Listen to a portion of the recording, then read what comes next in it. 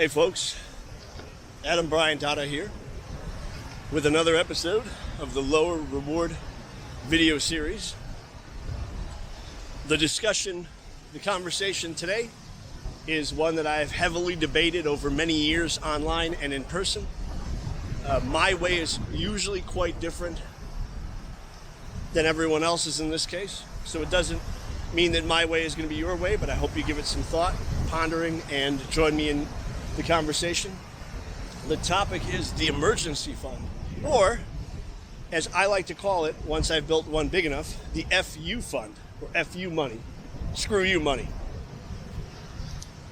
Every financial blogger, vlogger, how-to wealth builder expert out there talks about the emergency fund, and yet a lot of them get it wrong in one very important area.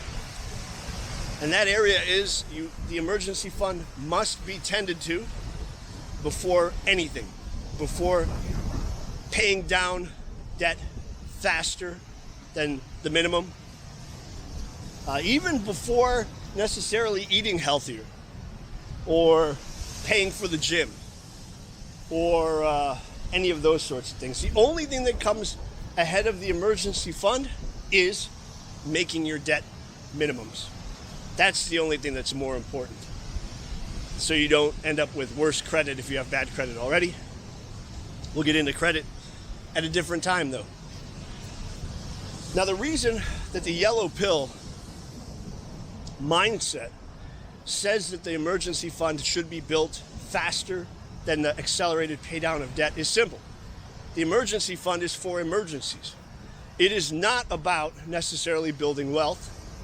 And it's not about getting the best interest rate return on it. In fact, I usually suggest don't get any interest rate return on it because that's not the goal.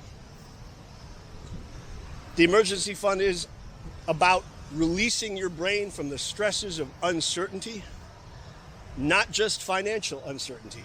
My emergency funds in my lifetime have allowed me to dodge endless bullets. The emergency fund is a fund or a group of funds that is immediately accessible, whether it's cash under your mattress or money in a savings account that you can withdraw with no limit. The emergency fund is not assets that you think you could sell someday. The emergency fund is not stocks or bonds. It's not CDs necessarily, although you can convert to a CD ladder later on, but even that's not the emergency fund. I've always told people start with saving $3 a day into a coffee can or a bag or a book and do it every day.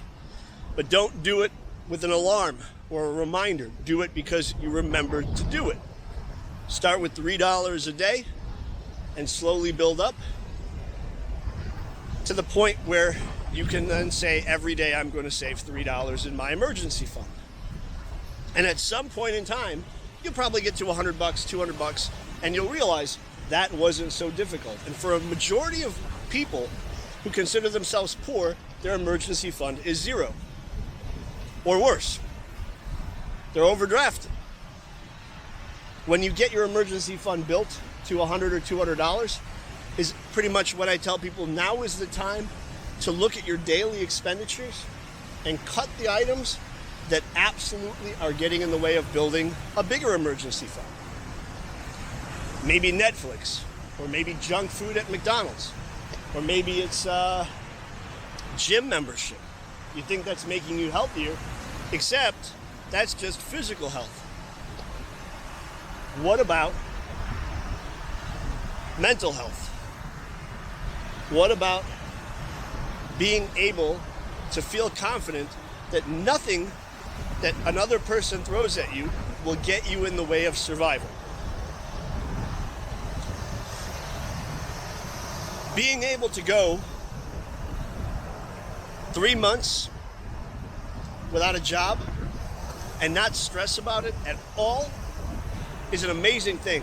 I've been in the business, I've been in the work market at the time of filming this for 33 years, you could say, even though I'm retired now, but since I was 12 or 13 years old, I was in it.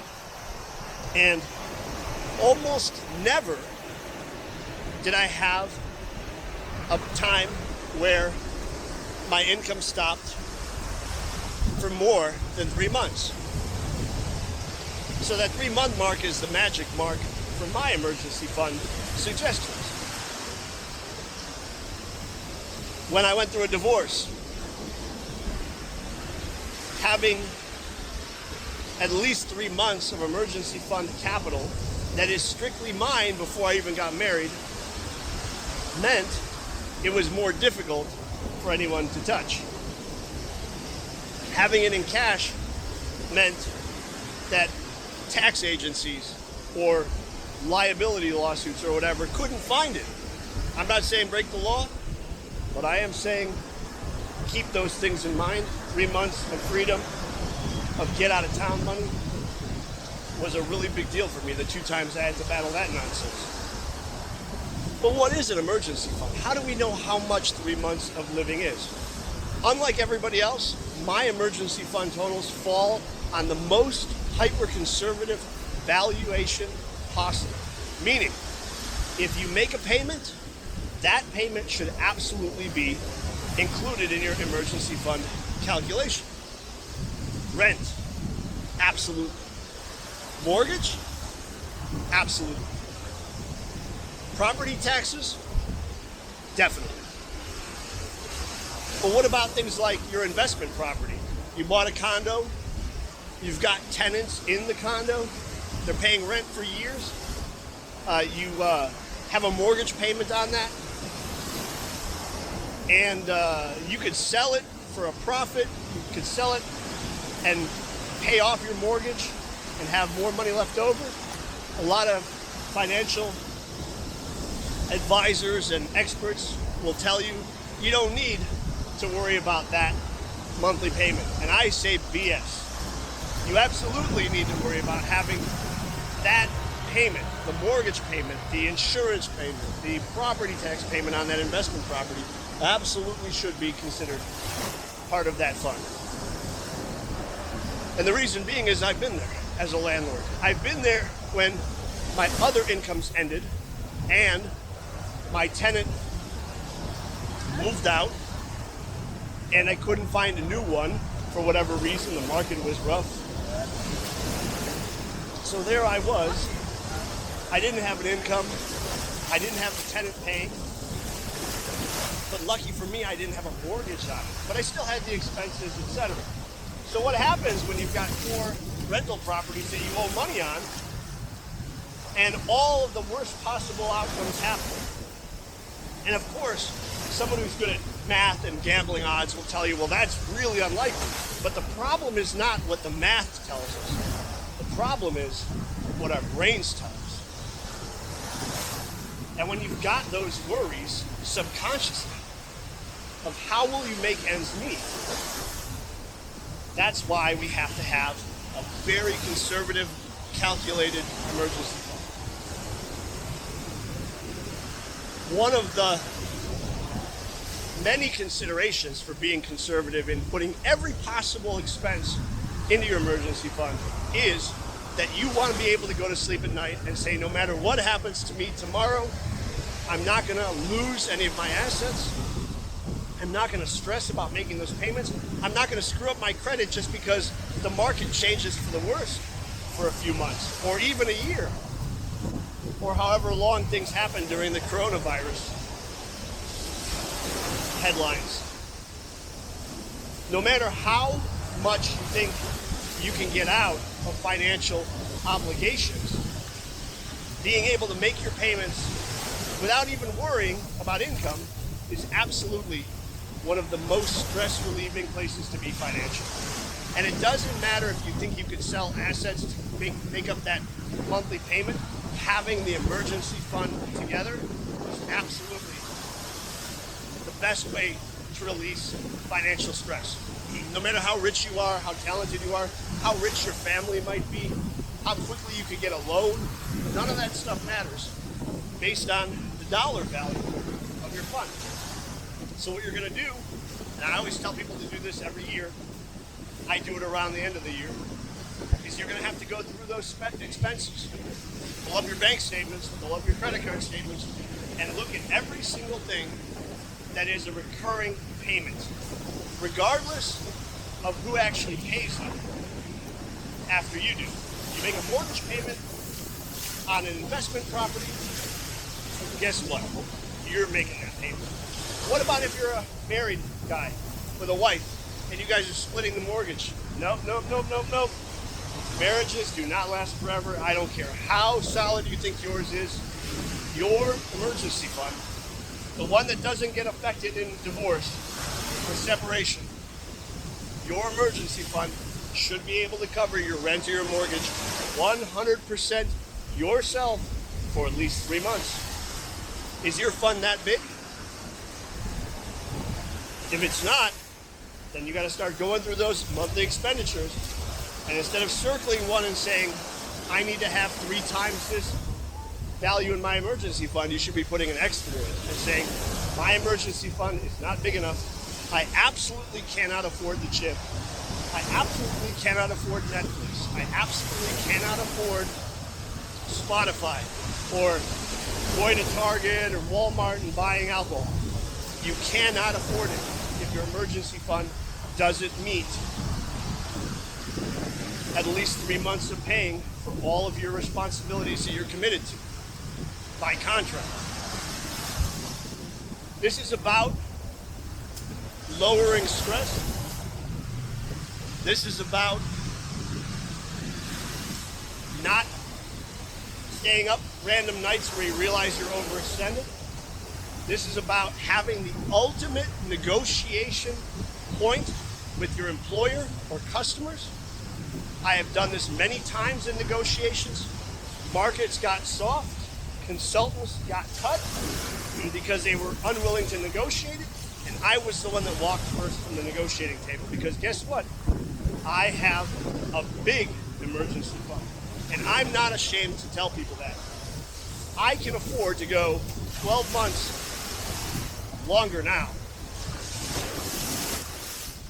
because I have a big emergency fund socked away somewhere in the world, somewhere in cash, and not a single person can stop me from paying my bills with no income, with no dividends, with no rent paying to be, with no loan interest on the loans that I make to people. 12 months or more, I can make it. But I found that you don't really need 12 months because you're not going to go without income for 12 months. And in that 12-month period of time, you likely can liquidate assets. 12 months is a lot of time to do that. I find 3 months, 90 days is the realistic figure. I once bought a condominium from a gal who was getting foreclosed on the next day. And because nobody else had been able to raise $60,000 in a couple of hours, guess what? I got a $100,000 condo, and I had gotten it for $60,000 because I was able to come up with the cash. She didn't even have enough in her emergency fund to cover 3 months of paying her mortgage. So what happened? She lost money, and I gained value because a stupid person, a financially inept person who went to college, had a degree, had a very good job, overextended herself. And I profited.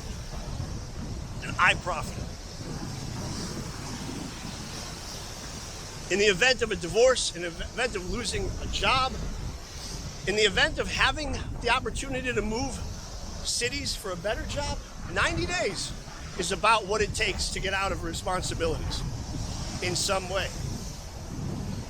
And this will tie into other things like how to decide if a mortgage is the correct amount for you.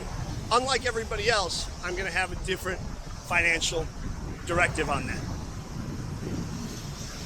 If you're at a point in your life where you haven't built the strong emergency fund, 3 months minimum, or you don't even know how to start it up, comment below on YouTube, keep it on YouTube, and let me know, and we'll delve into this 2-week self-study. This is actually a 2-week, 14-episode video series, potentially, because there's so much minutia that you need to think about, so that way you will never have to think about it again. And I'd like to build this series with enough demand. So if you're interested, comment below, let me know. And if there's enough interest over time, I'll start on the 13 more episodes. I'm Adam Brian Dada, and this is the Low Reward video series.